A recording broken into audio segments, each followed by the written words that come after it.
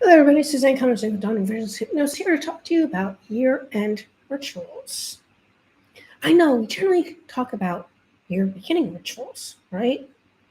But we know that often those don't work. But at the end of the year, there's a lot to think about actually as we close out yet another year. And if you're an older person such as I am, you realize just how quickly these years go by, quicker and quicker with each year you live. To be celebrated for sure, but they do go by very fast. So here's some of the things that I like to do. First of all, I always love going through all the things that I accomplished in the year, up to date. More often than not, you'll realize that you did a whole lot more than you maybe thought you did when you think about it. And that includes courses that you've taken, degrees you might have earned,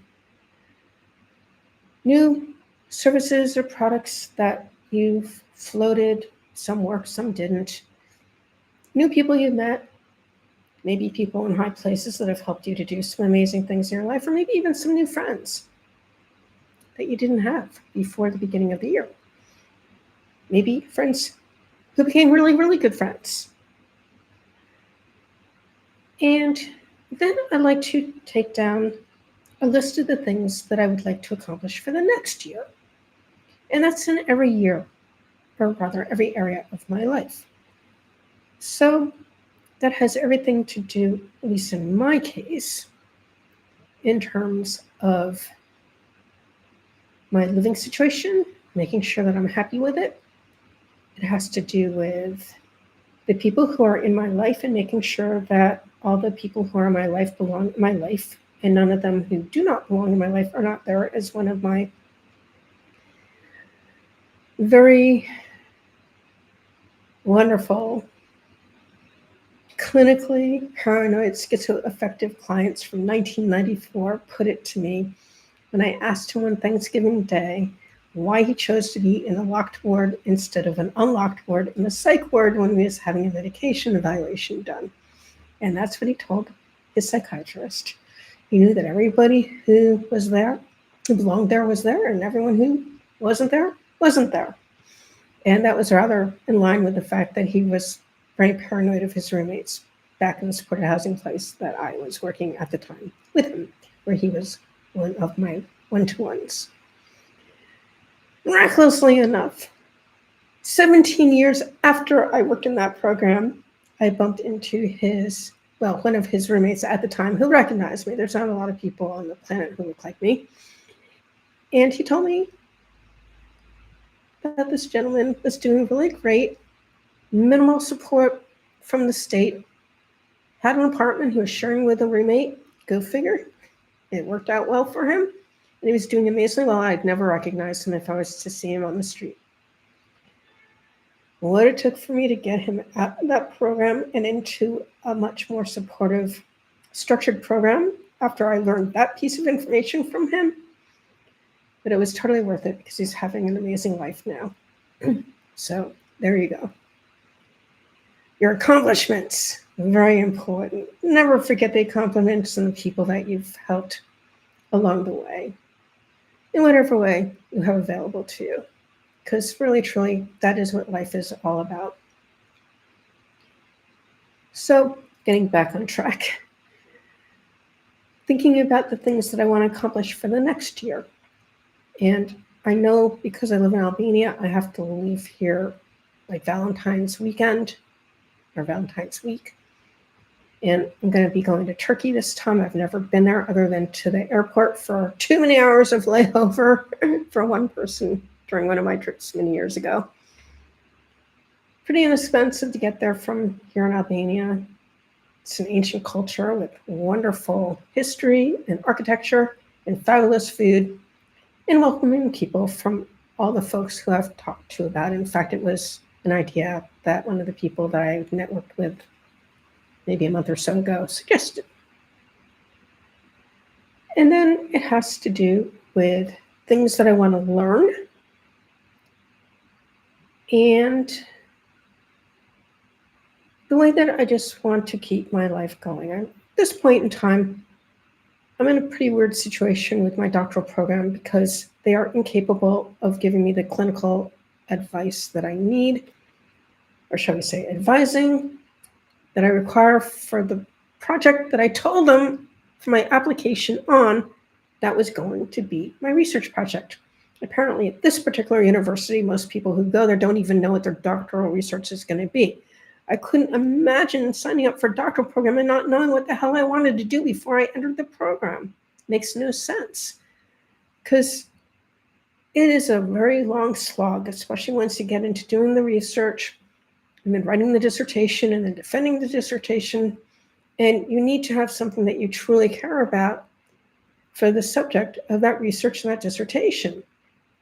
And I really do care about my subject, which is really doing the empirical research required to prove that state licensed mental health providers specializing in treatment of anorexics and bulimics were able to learn the hypnotic and neurolinguistic programming techniques in a training I developed at the same university's Master's in Instructional Design and Technology program, a program I had no idea what I was getting into. I just knew that it would help me develop an excellent training for these particular folks, which it did. But I'm not sure that it's transferable to them because they've been, shall we say, I don't know. There is really no great way of saying this, but when you study in conventional mental health, it's really about pathologies, it's about maintenance of conditions, it's about toxic medications, because when people are on medications for too long, their kidneys or liver, depending on which organ detoxifies the medication, that the body sees as not natural to it, they stop working. They slow down. The detoxification is exactly what happened to me regarding lithium and the manic depression that was diagnosed back in 1989, I believe. And I was on that crap for 15 years, and it slowed down the functioning of my kidneys. I was very lucky. My psychiatrist knew exactly what to do, creatinine level urine testing that needed to be done, and she discontinued the medication immediately thereafter. And then put me on another one. I think it was Lamictal. But about a month later, Todd James helped release me from the need of all this medication and any psychiatric or psych appointments ever after, because the manic depression, as it was known back in those days, bipolar 2 as it's known in these days, totally gone. And it's pretty obvious for someone who spent 6 months really depressed, unable to do much of anything, and 6 months hypomanic and out of her mind with absolutely no normal, shall we say, even state existed during all those years of my life. I know, it's pretty crazy, huh? Still don't know exactly how I got through all those years, especially the bronchoasma causing more problems on top of it. But brand new hypnotists helped me get rid of that stuff in our 8-hour, shall we say, intervention on each other during our master practitioner neurolinguistic programming. God bless her. Sandra Bright, thank you. I'll always thank you from the bottom of my heart for our exchange. It was her idea to work with me because I was so happy after being done with Tad and getting this crap out of my life once and for all. She liked my energy. That's what attracted her to me, of the 42 people who are in that room. Well, 41 other than her. So those are the things that we need to do. We need to assess what we have been able to accomplish, the things that are still on our to-do list, the things that we want to do, and create new things. Because truly, what I've learned in my 64 years of living on planet Earth, in which I remember maybe from age 7 or 8, I didn't talk till I was 5. That's a different story for another day. I can tell you that it's important to always have a curiosity, to always want to be learning new things based on that curiosity, and having new and challenging things to do, along with fun things to do. Because that's a well-lived life. And I can also tell you, I've lost way too many contemporaries At this point, starting at age 33, I lost an acquaintance who sadly had a brain aneurysm. He was 33 years old, and he left a wife, 6 months pregnant at the time. It's going back a lot of years now.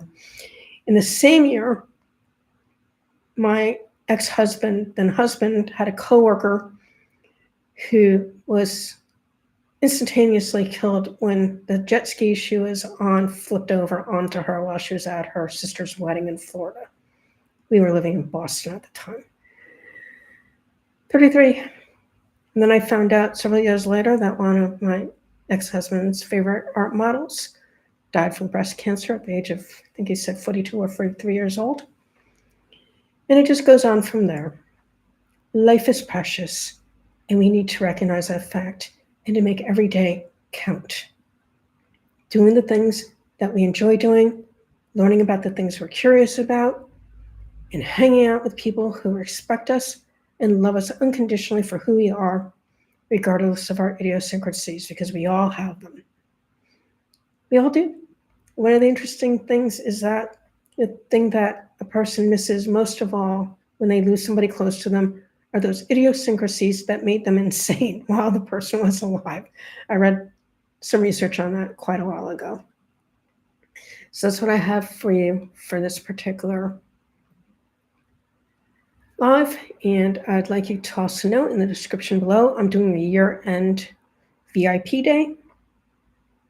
And you can get the information about that in the description, how you can sign up for it, and how you can schedule it on my calendar as well. I can only do a few of them, but they're a lot of fun because people, oh God, the amount of crap they let go of in that period of time, because it's just really, I don't know, condensed time. Instead of doing it week after week, you're just going from one thing to another thing to another thing to another thing, and before you know it, it's all gone. It's amazing. It's an amazing experience for every dime. Okay, as always, I thank you for spending your time with me. Till next time. Bye-bye.